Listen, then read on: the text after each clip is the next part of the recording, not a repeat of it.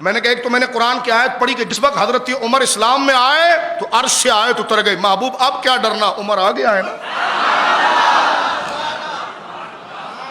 یہ آیت جو سامنے ہے, یا ایھا النبی حسبک اللہ ومن اتبعک من المؤمنین, عمر آ گئے نا محبوب, جن کو تم نے مانگا تھا رب سے, محبوب وہ آ گئے نا. ایک دوسرا ہے کہ صحابہ نے اللہ اکبر کا نعرہ لگایا جب اسلام قبول کیا. روتا ہوا فاروق اعظم کو دیکھا نا, اور سرکار علیہ الصلوۃ والسلام نے آستین کو پکڑ کر, یہ بھی ایک روحانی درجہ ہے,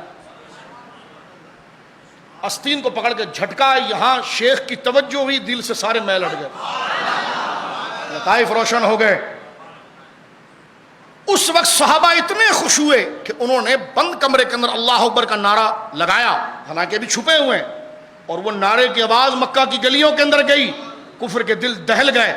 تو حضرت عمر اعلان اسلام کا نام ہے,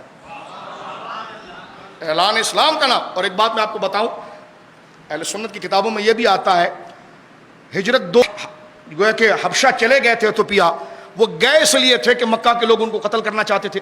حضرت عمر, توجہ ہے, غور کرنا, حضرت عمر جب مسلمان ہوئے نا تو حبشہ میں پتہ ہے خبر کیا پھیلی, مکہ مسلمان ہو گیا, حالانکہ ایک بندہ مسلمان ہو رہا ہے. مکہ کے اندر, حبشہ کے اندر, افریقہ میں جہاں صحابہ تھے, اتنا غلبہ مسلمانوں کا ہوا کہ وہاں یہ خبر مشہور ہوئی کہ مکہ سارا مسلمان ہو گیا. تو انہوں نے کہا جب مکہ مسلمان ہو گئے تو ہم یہاں بیٹھ کر کیا کریں. وہاں سے چند صحابہ نکل آئے جس میں عبداللہ بن مسعود بھی تھے. جب مکہ پہنچے تو حالات ویسے ہی تھے, لیکن حضرت عمر کے اسلام لانے کی وجہ سے زور اتنا ہو گیا تھا کہ آپ کا اکیلے کا ایمان لانا اتنا وزنی تھا کہ جس کو کہا گیا کہ پورا عالم کفر اسلام لے آیا. یہ آپ کا زور تھا, کیونکہ زمانے جاہلیت میں آپ سفیر تھے, ان کے ایمبیسڈر تھے, مذاکرات آپ کاتب تھے, اور بہت زور آور آپ شخصیت تھے. جب آپ نے اسلام قبول کیا تو کتابوں کے اندر آتا ہے جمیل بن معمر ایک شخص تھا, پیٹ کا بڑا ہلکا تھا. یہ تو صحابہ نے نعرے لگا دیے, قرآن کی آیت اتر گئی, لیکن آپ اپنا عمل کیا کرتے ہیں. یہ نہیں کہ اسلام قبول کرنے کے بعد معاذ اللہ ابو جہل کے پاس جائیں اور 50-50 والی الیاذ باللہ کوئی بات ہو, نقل کفر نہ بچتا. اس مثال کو الزاماً بات کر کے آپ کو بتانا چاہتا ہوں, اس وقت اسلام لانا اپنی موت کو دعوت دینے کی طرح تھا. جو حالات چل رہے تھے آپ کے سامنے, ابتدائی دور ہے, 6 ہجری میں آپ اسلام لا رہے ہیں. حضرت سید الشہداء کے اسلام کے 3 دن بعد جمیل نامی ایک شخص کو آپ نے پکڑا جو پیٹ کا بڑا ہلکا تھا, ادھر کی بات ادھر, ادھر کی بات ادھر. آپ کو یہ آیا کہ میں کیسے سارے کافروں کو جا کر بتاؤں کہ میں مصطفیٰ کریم کا غلام ہو گیا ہوں, اسلام میں لے آیا ہوں.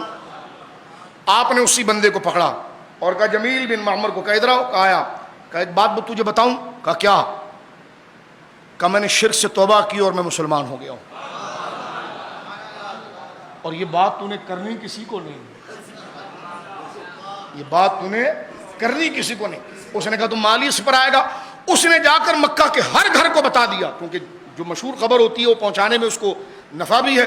ہر دروازے کو کھٹکھٹا کر اس نے بتا دیا کہ جناب عمر جو ہے مسلمان ہو گیا, عمر مسلمان ہو گیا, عمر مسلمان ہو گیا. یہ اخلاص ہے. جب ادھر ہیں تو ادھر کے, ادھر ہیں تو ادھر ایمان کے اظہار کے جتنے طریقے ہیں,